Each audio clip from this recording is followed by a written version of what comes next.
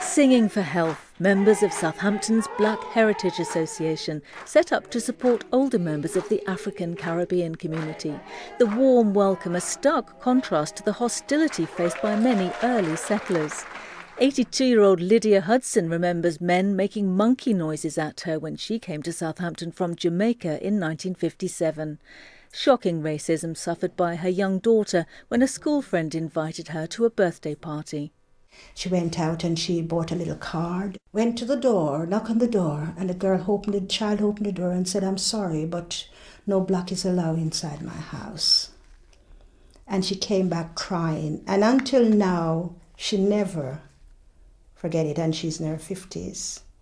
Harry and Emerald Powell were Lydia's aunt and uncle, the first black family to live in Woolston in 1954.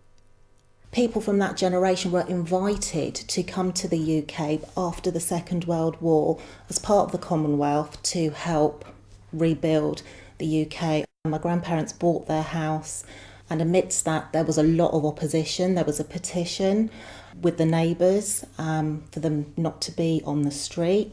They would get a lot of verbal abuse. Black History Month keeps the flame burning, according to the founder. Racism's still an issue. Stop and search is an obvious example in terms of black people being stopped and searched more than any other community. The prison system, there's far more black people in prisons proportionately than white people. Unemployment, there are far more black people proportionately unemployed than white people. This young police community support officer would like to see more black colleagues. There's always this stigma about the police being racist, but then when I speak to fellow black people, they seem to not really want to join in, and which I would say, well, if you want to change that stereotype, at least apply. Knowledge empowers is this year's theme, young people the target.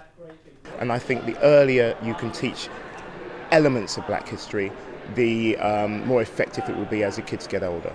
And it's for everyone. It's not just about black. It's not just for black people. It's not just for black children. It's our collective history.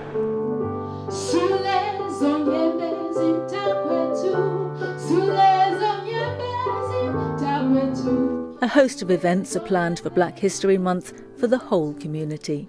Kerry Swain, ITV News, Southampton. Thank you.